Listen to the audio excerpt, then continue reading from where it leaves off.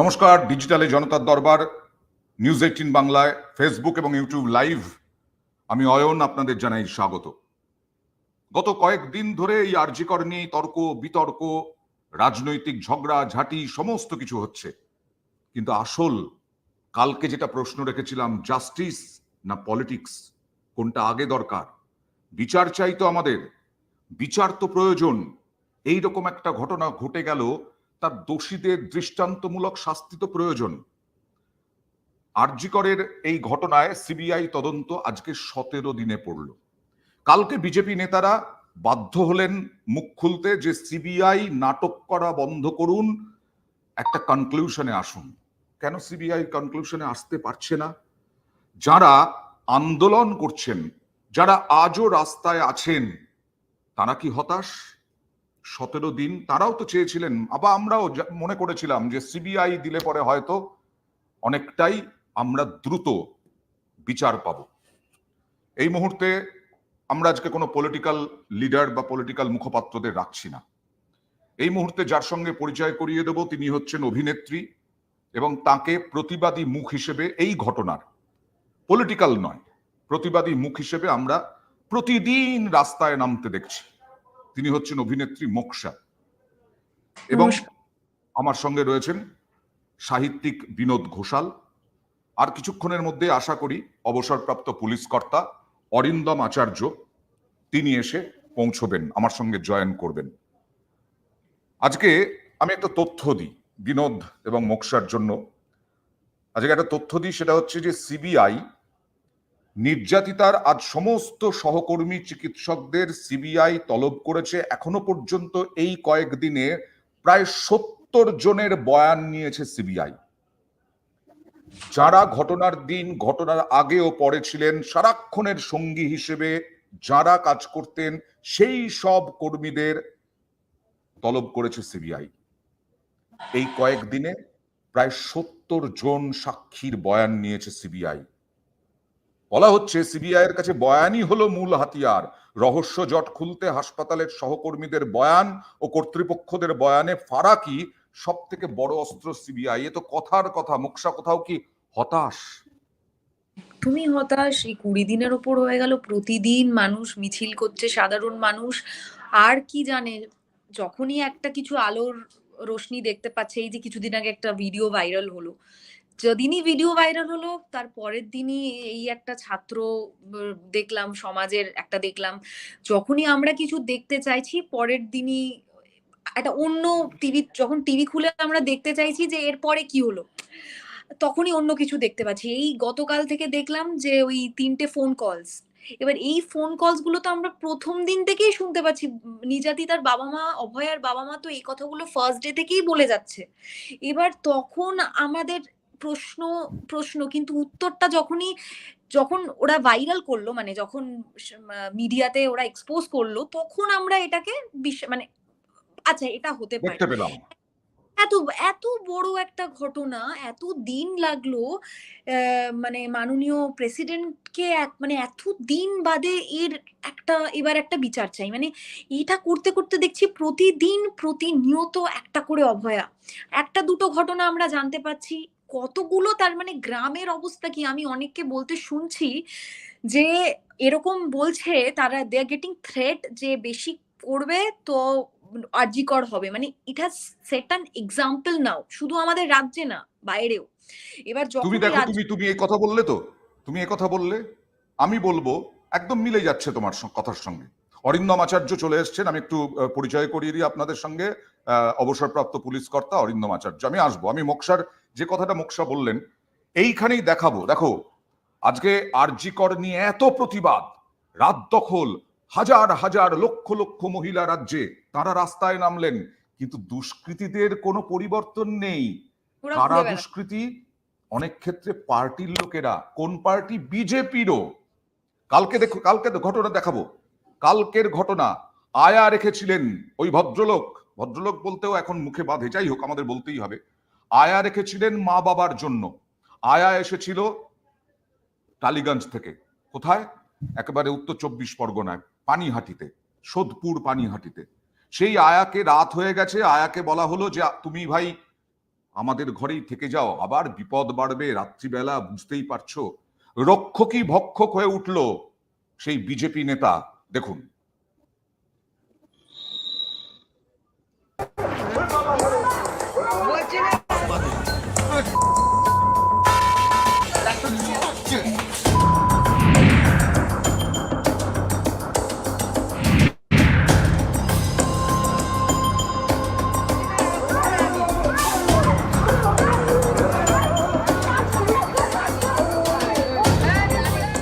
উত্তর 24 পরগনার পানিহাটি নাটাগড়ের বাসিন্দা স্পন্দন দাস।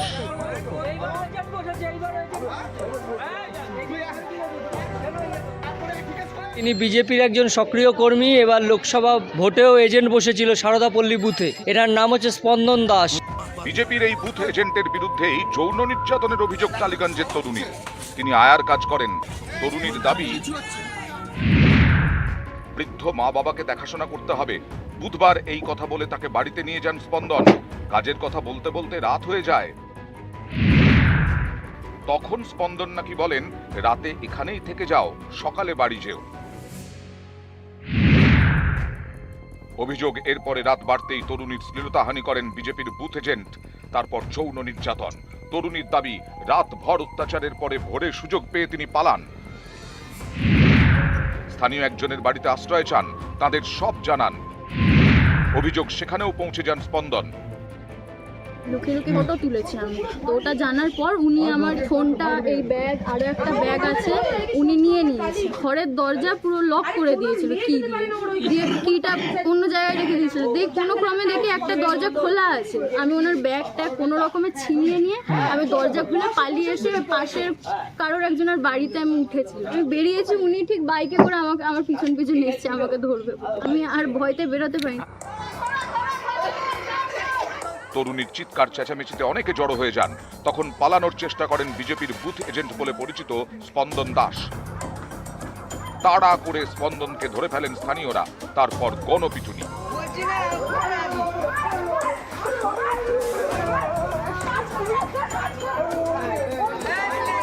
সারা রাত তার উপর যৌন নির্যাতন করেছে। সকালবেলা আমরা যখন জানতে পারি তখন এই মেয়েটা কান্নাকাটি করছে, আমরা তাকে আমরা কঠোরতম শাস্তি চাইছি, না হলে আমরা বৃহত্তর আন্দোলনে নামবো। খবর পেয়ে এলাকায় পৌঁছয় ঘোলা থানার পুলিশ। উদ্ধার করে নিয়ে যায় স্পন্দনকে। পরে তাকে গ্রেফতার করে।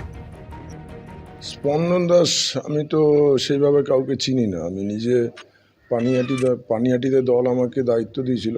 আমি 2022 সাল থেকে ওখানকার ইনচার্জ ছিলাম। আমি এ নামে কাউকে চিনি না। এবার দেখুন, এজেন্টের ফর্ম কোনো জায়গা থেকে জোগাড় করেছে বা কোনো জায়গা থেকে পেয়েছে, নিজের নাম বসিয়ে দিয়েছে, তার মানে দল সেটাকে অনুমোদন দেয় না। আমি কখনো কোনো কর্মসূচিতে বা কোনো সাংগঠনিক দায়িত্বে বা কোনো জায়গায় আমি কখনো এই নামে কাউকে শুনিও নি, দেখিও নি। পানিহাটি থেকে সুবীর দে, নিউজ 18 বাংলা। বিনোদ, ভয় নেই তো? ভয় নেই তো কারো মধ্যে? এতটি আরজিকর ফাঁসি, এত যে হচ্ছে আন্দোলন, ভয় তো মানুষের মধ্যে ঢুকছে না এই দুষ্কৃতীদের মধ্যে? বিনোদ, ভয় তো থাকে না অ্যাকচুয়ালি। মানে দুর্ভাগ্যের এটাই যে ধর্ষক বা মলেস্টার, তাদের কোনো রাজনৈতিক পরিচয় হয় না। তাদের একটাই পরিচয়, তারা অমানুষ, তারা ধর্ষক।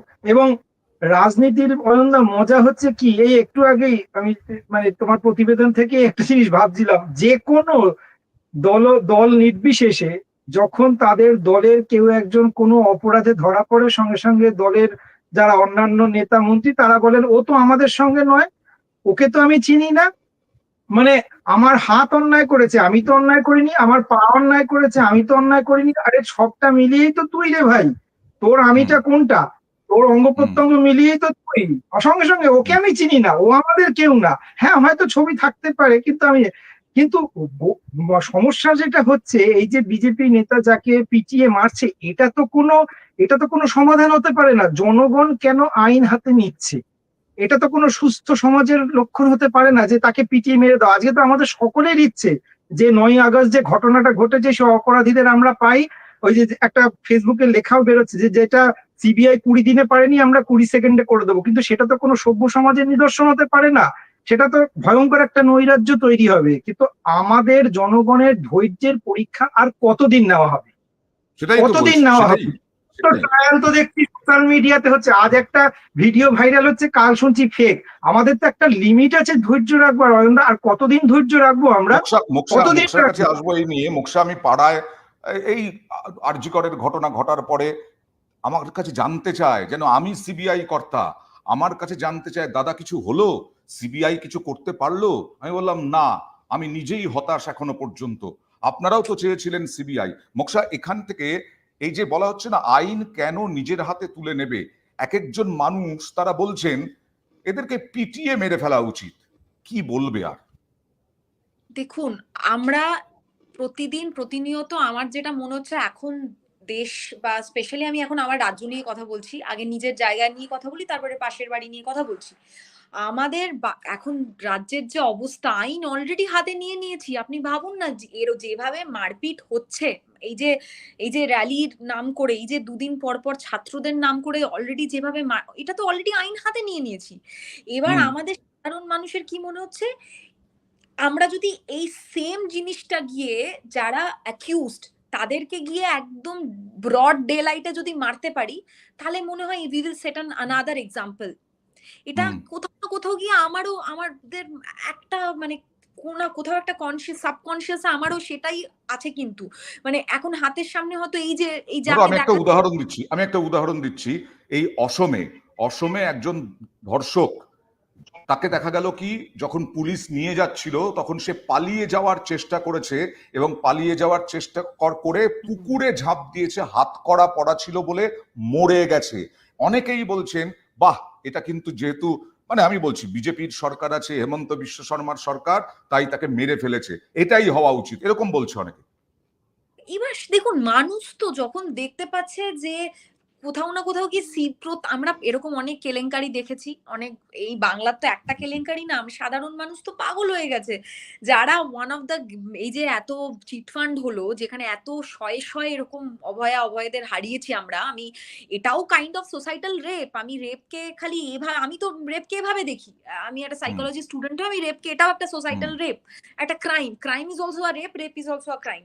তো সেখান থেকে দাঁড়িয়ে তাদেরকে আমরা দেখছি মোক্ষম চ্যানেলে তারা রিপ্রেজেন্ট করছে, যারা এতদিন মানে এখন কি হয়েছে বলুন তো, এটা সন্ধ্যাবেলা হলে চপ মুড়ি নিয়ে বাড়িতে বসবো টেলিভিশনের সামনে, বা ধরুন যারা appointed by the specific party, তাদের বেশ প্রত্যেক দিনের এখন ভালো কাজ গিয়ে ক্রিটিক হয়ে সমালোচনা করবে, আর সাধারণ মানুষরা আমরা প্রত্যেক দিন র্যালি করব, মিছিল করব, চিৎকার করব, আসল জাস্টিসটা পাবো না। তো এবার সাধারণ মানুষ এই যে যাকে দেখালেন, আমার তো মনে হচ্ছে আমি যদি হাতে পেতাম হয়তো মেরেই দিতাম।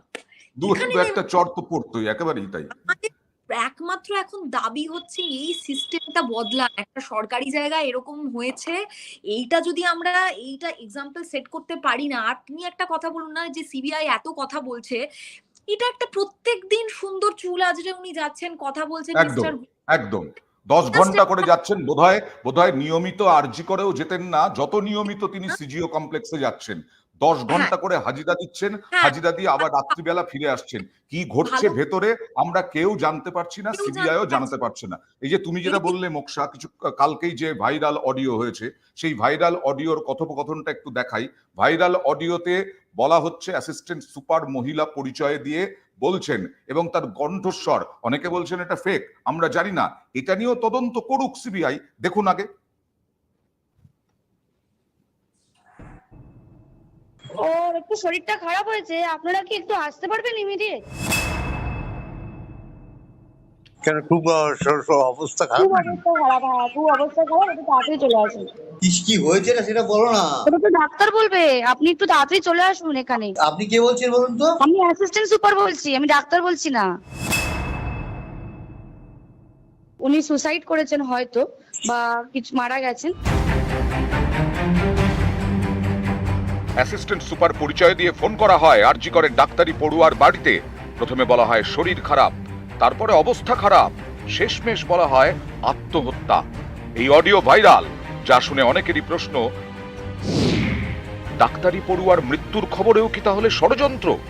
মেয়েটা এতদিন ধরে যে স্বপ্ন নিয়ে এগিয়েছিল সব তো ধুয়ে মুছে সাফ হয়ে গেছে, কিছুই তো নেই। আর আজকেও সেই বৃহস্পতিবারে মেয়েটা আমার ঘর থেকে বেরিয়ে গেছিল, আর সে ফিরে আসেনি। তাই